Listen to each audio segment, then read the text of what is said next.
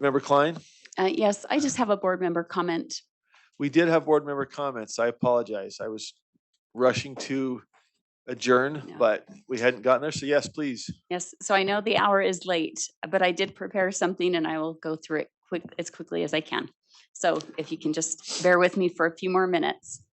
I would like what I'm about to say to go on the official record of the board minutes today. I've gotten lots of public feedback from the recent controversial recordings that have come to light in the Jordan School District. My big takeaway was that school employees are feeling emboldened by laws, rules, trainings, practices, and other elements of our Utah school system to literally proselyte their divisive, inappropriate, and highly offensive ideologies to students of all ages. And what makes this even worse is that they feel protected by the system in doing so. This is the very same system that so much lip service is given to as being all about the children. Is it really all about the children when we have adults who are purposely exploiting their positions of power over students? Is it really all about the children when student participation in their own indoctrination is not only expected but actually required? Is it really all about the children when parents have to write the school to find out why their child is made to feel intimidated, shamed, and isolated during a teacher's non-academic social lesson about white privilege being taught as social doctrine, as one parent expressed in an email to the board just yesterday?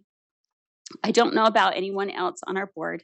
I can only speak from my experience, but I've gotten ridiculed for making things up or jumping to extremes with my public comments about emails like the one we all received yesterday.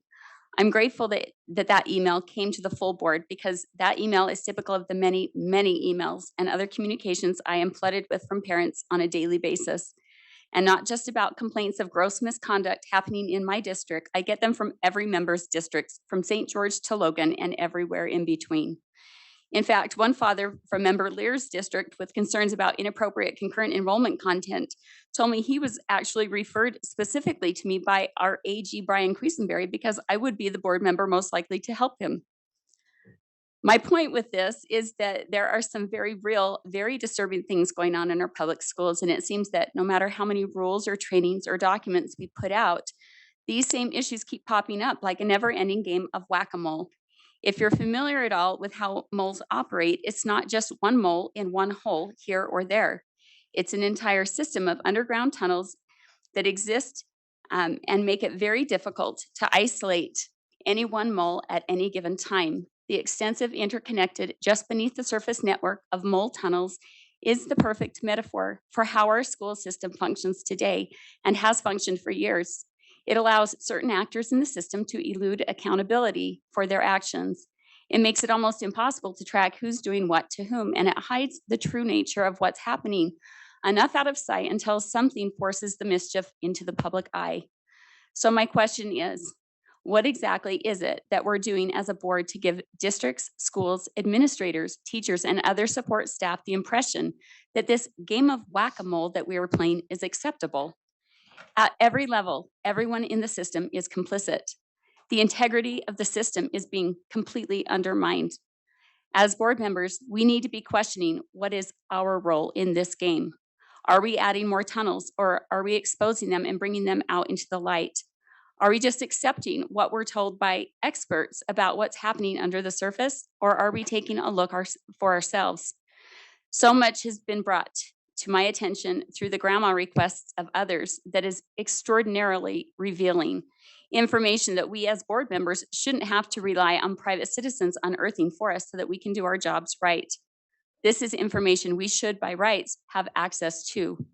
If we are to perform our constitutional duties of general control and supervision of the entire K-12 public education system, then we need more transparency regarding the ins and outs of the system.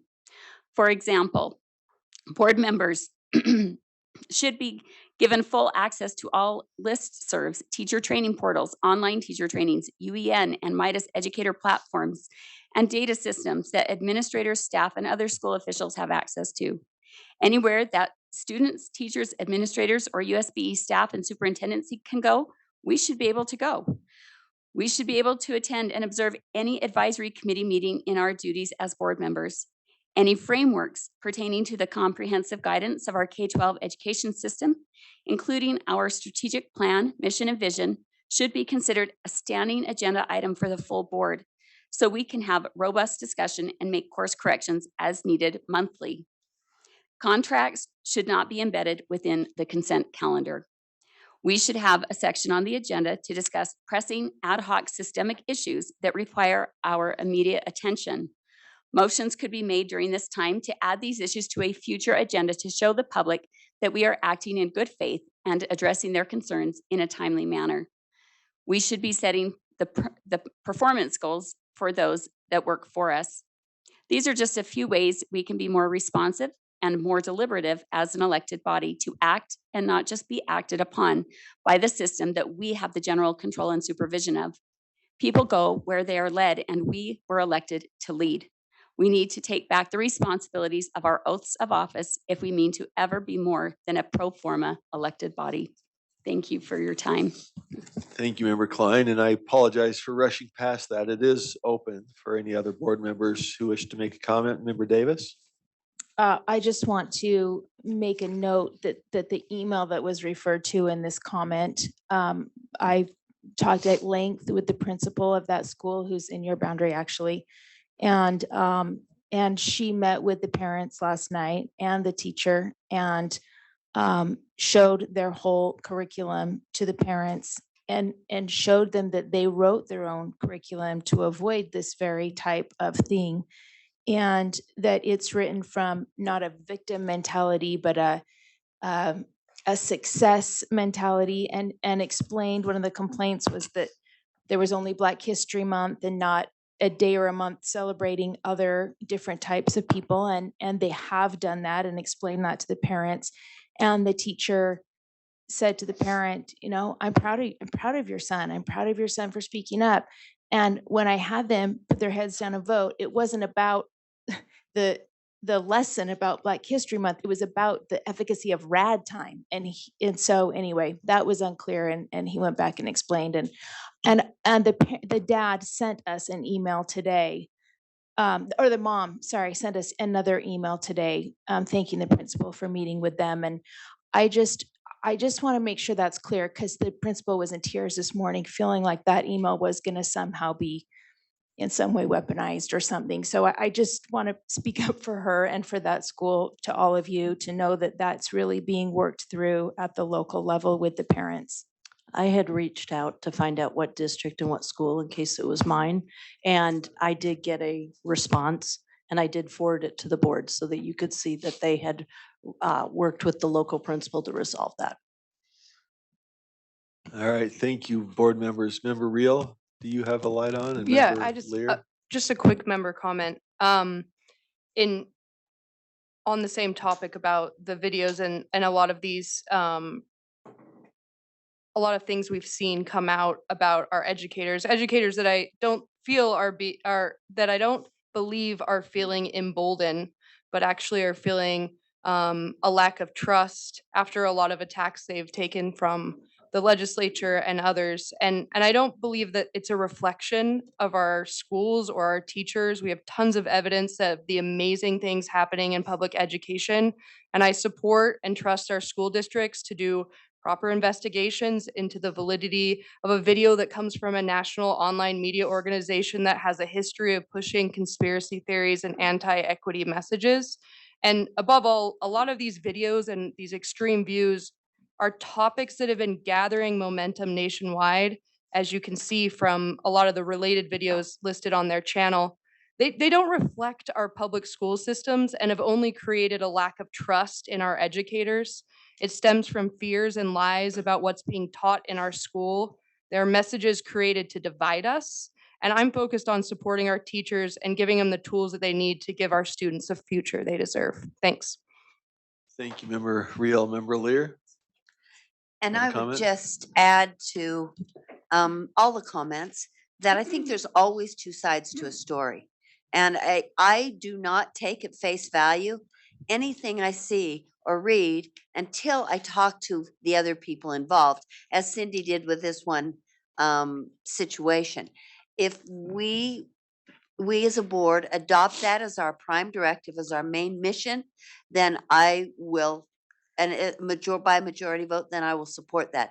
But I am not going to take at face value anything I hear from only one party to one of these situations, because I've heard just as frequently that information is taken out of context, that videos are taken out of context, that we're only receiving part of videos, that in fact, some of the information is flat out inaccurate. So I don't know if that's true either. But if we intend to take these things at face value and call teachers out, call administrators out, then we better have done an investigation and talk to both and all involved parties.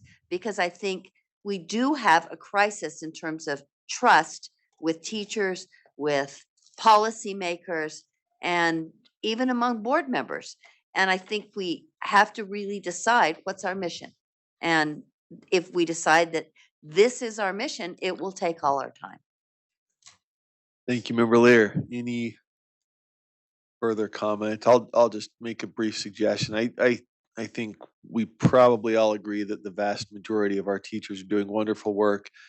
On occasion, a rule might be violated, and it's our business to find out if that truly happened.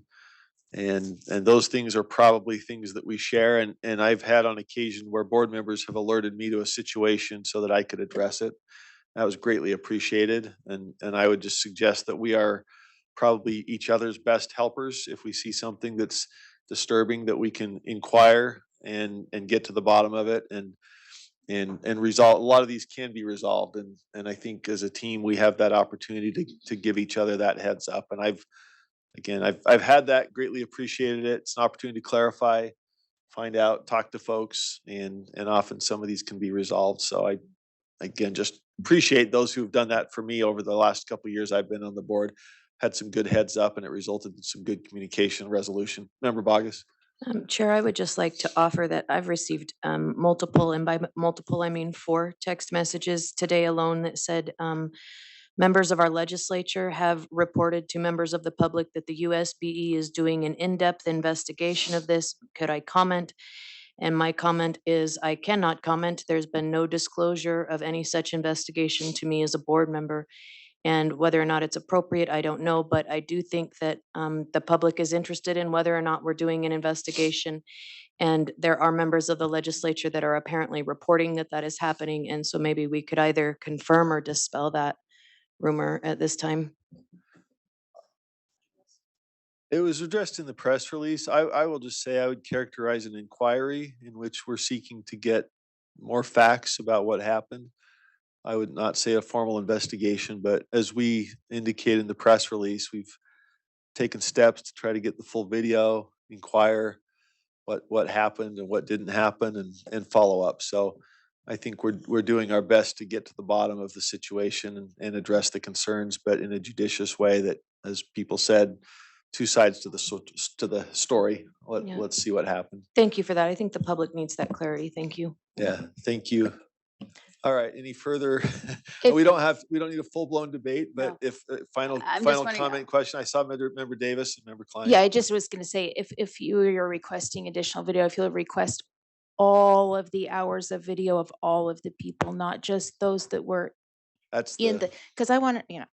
did it take 10 minutes to get that? That'll be different than if it took 20 hours. that's the request. Member Klein? is there going to be some follow-up so that we know what came of it, of your informal investigation? We will. I the think public I'd sake to know. characterize it as an inquiry, but yes, we don't know anything new yet, but our staff are looking into it so that we can determine whether appropriate action is necessary.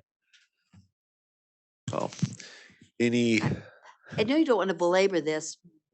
We all don't want to belabor this right now, but I think we also cannot single out individual situations and say we're going to do an inquiry or an investigation. We either have to investigate all of them or turn them back to the LEAs as been happening with the hotline. To individualize certain ones is the height of arbitrary and capricious. Well, there's, like I said, there's an inquiry. There's people asking as we do with a lot of Then I get matters. So the that's what we next- said in the press release, and then we get the next That's- anti-teacher one, that's then all we're it gonna is. have to do the same inquiry. Well, we make inquiries and our staff asks questions on a regular basis. You do. What happened? So that's the nature of, I think, nothing formal, but we're asking questions as we often do. So on that note, we appreciate all the hard work, and Member Bogus. I would make a motion to adjourn. Motion to adjourn. All in favor, say aye. Aye. Thank you. We are adjourned. We'll see you in the morning.